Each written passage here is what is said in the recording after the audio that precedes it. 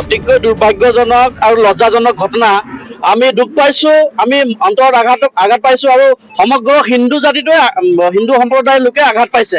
আৰু আমি এনে মানসিকতা, এনে নিকৃষ্ট মানসিকতা থকা লোকক আমি ধিক্কাৰ জনাইছোঁ। আৰু আমি আজি অসম জাতীয় ছাত্ৰ সন্থা, সদৌ অসম আদিবাসী ছাত্ৰ সন্থা, বজৰং দল, বিভিন্ন দল সংগঠনে আজি আমি একত্ৰিত হৈ চামগুৰি যি আৰক্ষী থানা আছে, এই আৰক্ষী থানাত আমি এজাহাৰ দিব আহিছোঁ উক্ত ল'ৰাজনৰ ওপৰত।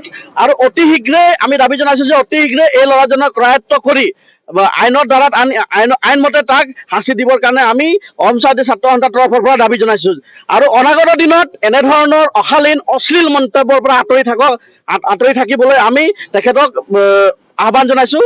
আৰু সামাজিক মাধ্যমত কোনো ধৰণৰ যাতে এনেকুৱা অশালীন হিন্দু ধৰ্মৰ ওপৰতে হওক বা আমাৰ হিন্দু সম্প্ৰদায়ৰ কোনো লোকৰ ওপৰতে তেনেধৰণৰ অশালীন মন্তব্য যাতে নকৰে, আমি তেখেতক হুঁচিয়াৰ কৰি দিব বিচাৰিছোঁ।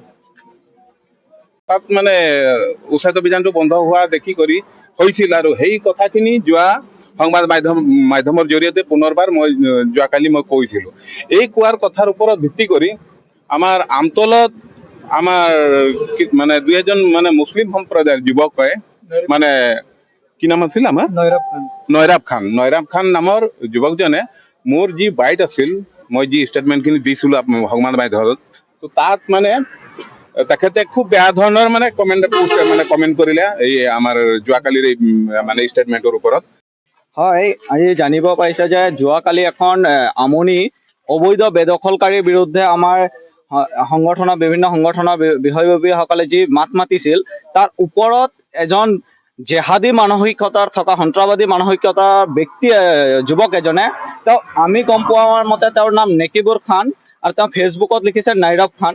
তেওঁ হিন্দু ধৰ্মৰ ওপৰত, সনাতন ধৰ্মৰ ওপৰত অতি নিন্দনীয় আৰু বেয়া শব্দ প্ৰয়োগ কৰিছে।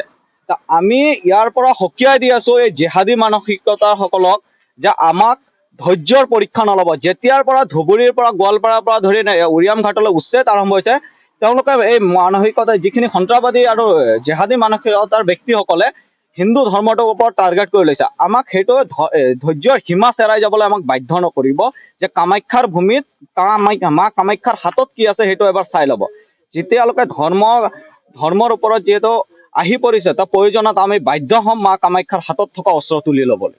আমি যোৱাকালি এক মানে ছেটেলাইট চেনেলৰ দ্বাৰা আমি নিউজ এটা কৰা হৈছিল স্থানীয় ৰাইজ আৰু দল সংগঠনে আমনি বজাৰ কেন্দ্ৰ কৰি পেলাই, আৰু দেখিবলৈ পাইছোঁ যে সেই নিউজৰ কমেণ্ট ছেকশ্যনত গৈ পেলাই নাইৰব খান নামৰ এগৰাকী ফেচবুকত নাম থকা ব্যক্তি এগৰাকীয়ে হিন্দু ধৰ্মকে আদি কৰি স্থানীয় লোকসকলৰ ওপৰত যি মানে অশালীন মন্তব্য কৰিছে, তাক পোনপ্ৰথমে আমি অসম চৰকাৰৰ মাননীয় মুখ্যমন্ত্ৰী মহোদয়ৰ দৃষ্টিগোচৰ কৰিব বিচাৰোঁ আৰু লগতে আমাৰ জিলা প্ৰশাসনকো দৃষ্টিগোচৰ কৰিব বিচাৰোঁ।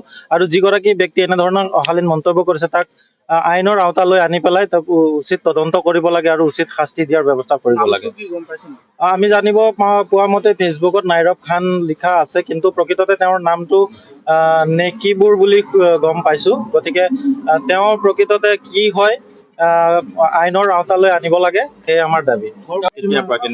আজি দুপৰ 2:20 পৰা টিউশ্যন যাওঁ বুলি ক'লে স্কুলৰ পৰা আহি, তাৰপিছত আৰু টিউশ্যনলৈ যোৱা নাই। মই ছাৰক কণ্টেক্ট কৰিলোঁ, ছাৰ পিছে টিউশ্যন অহাই নাই, তাই এইটো যাব ক'ত ঘৰলৈ। তাৰপৰা ক্লাছ 10 হয়, জাতীয় বিদ্যালয় আমতলা হয়। টিউশ্যনলৈ গৈছিলে। টিউশ্যন আমনিতে, বন্ধন বেংকৰ বেক চাইডে। সঞ্জয় গুপ্তা। টিউশ্যন পোৱা নাই, ছাৰে মোক কৈছে ফোন কৰি টিউশ্যনলৈ তাই অহা নাই বুলি কৈছে। হয়, দাখিল কৰিছোঁ, সহায় কৰিম বুলি কৈছে।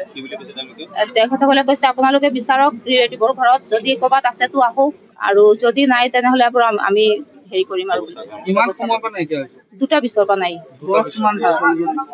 15 বছৰ। যিকোনো খবৰৰ বাবে যোগাযোগ কৰক 7099017330 লগতে 7099017110 নম্বৰত।